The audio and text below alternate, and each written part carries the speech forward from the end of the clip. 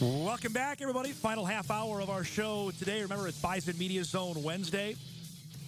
Peyton Otterdahl will join us coming up about a half hour about heading to the Olympic Games in Paris. Looking forward to that conversation in about a half hour's time. Looking forward to our next conversation as well with a young man who has blown up in the basketball ranks here over the last probably year, and just a few weeks ago announced his commitment to play basketball at the University of North Dakota. Kindred's Karson Ouse joins us here on this Wednesday morning. It's great to see you. Congratulations.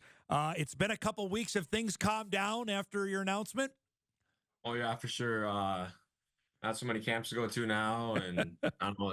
It's a sigh of relief just being finally able to commit somewhere and just be done with all the craziness of camps and traveling. So, Well, tell me about the recruitment process. This come out of nowhere? Was it a slow build, or was it like just it popped?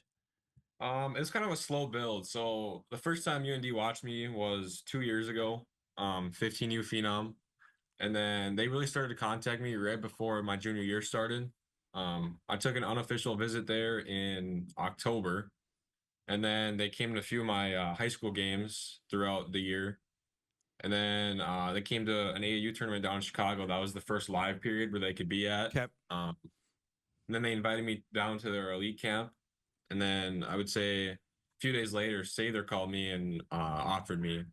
And then a couple days later, I committed. So What was that phone call like when he called you?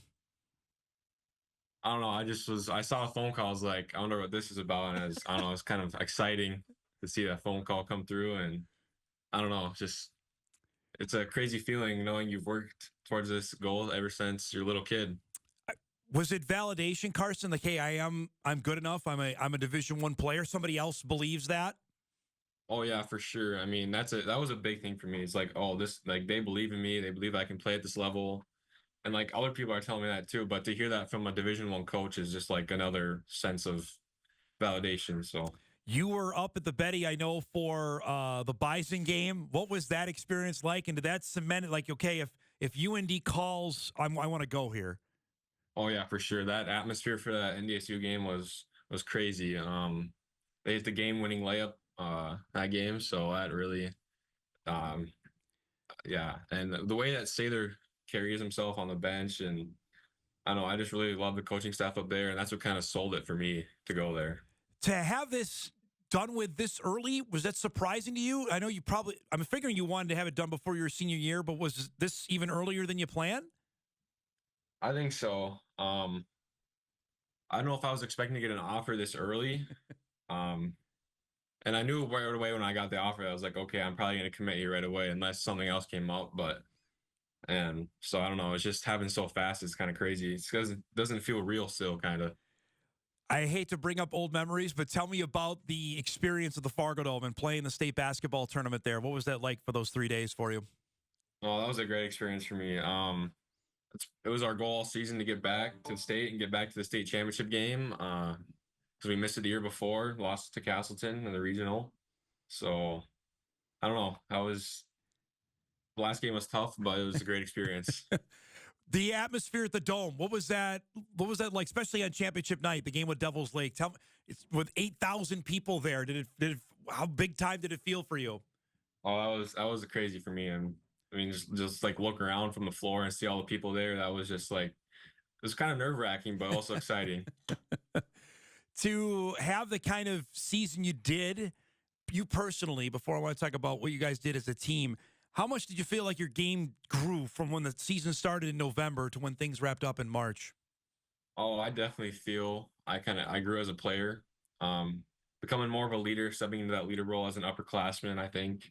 Then I got to give a lot of credit to my coaches. They develop us really well. We got really good skills guys at practice that help us develop our skills and our IQ for the game. So I got to give a lot of credit to them. I joke with this because I've had him on the show a couple times. Give us the basketball feel for Riley Sunram. How good is he? How good is he at hoops? He's pretty good at hoops. It would have been cool to see if he wasn't injured Yeah, right. a while, but he was a good hooper. He was fun to play with, just bigger than everybody. So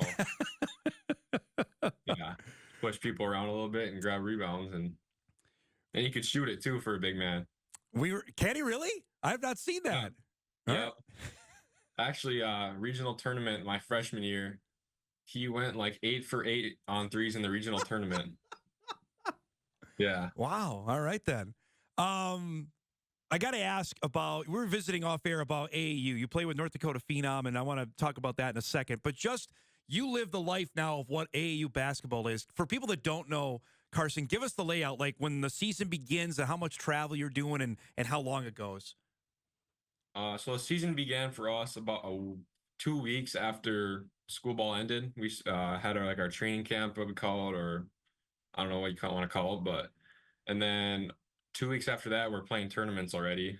And then I think we rattled off 4 tournaments in a row there. Wow. And then we kind of get a break through the month of June here, and then we actually start again this weekend down in St. Cloud. And then I think we got 4 or 5 tournaments to end out the summer here. So, but then during that time too, you're also going to like camps on the weekends and between that break. So it's not really like it's a break. It's a break from tournaments, just not a break from playing. And you're traveling all over the place. Give us like the lowdown of where you've been. So my first year with Phenom, we went to like Atlanta, Vegas. We've been in Chicago once this year already. We're going back in July. A lot of Minneapolis tournaments. Been to Wisconsin a few times. So And when you're playing in those, the atmosphere of it, when you know there are coaches watching, is it pressure? Is it fun? Is it a little bit of both? for sure it's a little bit of both. Maybe a little more nervous. Just wanted to prove yourself, and that's just the big sigh of relief for me now. I can just go play now and just not have to worry about it. So I'm joking in this. Is there any defense ever played in these games? sometimes. You play with a couple of, you play with some great athletes, a couple that come right to mind. Obviously, you play with Walker Broughton. We've had Walker on the show a couple times. Just committed to play football for the Bison. He's a heck of a basketball player. He's the MVP for his team that won the state championship. What is it like when you're playing with other really good athletes? How much does it help you elevate your game? Well, I think it just pushes you like yourself to be better, knowing like you got those guys around you and they're the same caliber of athletes as yourself. Especially like Walker. I've been playing AAU with Walker since 11U. Wow.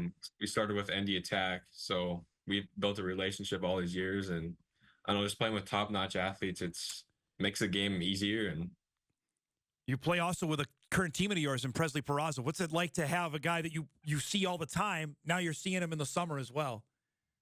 I just think it helps us build our relationship even more for the season and stuff. And I don't know, that guy I've never seen anyone jump higher than him before. He had a Him couple. him and Jaden, it's crazy. Yeah, they both have been able to rock the rim for their time at Kindred. Tell me what you know about the Summit League and how do you feel like your game will transfer into there? I don't know much about the Summit League. I kind of like grew up watching some games, going to some games. I don't know. I'm gonna have to get a lot bigger, faster, stronger playing the Summit League. But skill wise, I feel like I'm almost there. But it's just the idea of putting on weight and getting bigger, and then I feel like I'll be able to compete. Let me ask you, before I let you go here, about now having this done, getting ready for your senior season. How excited are you for that? And knowing you were probably already a mark guy, but certainly it's going to be different. Defense are going to be focusing on you next season. How do you feel like you're going to handle that?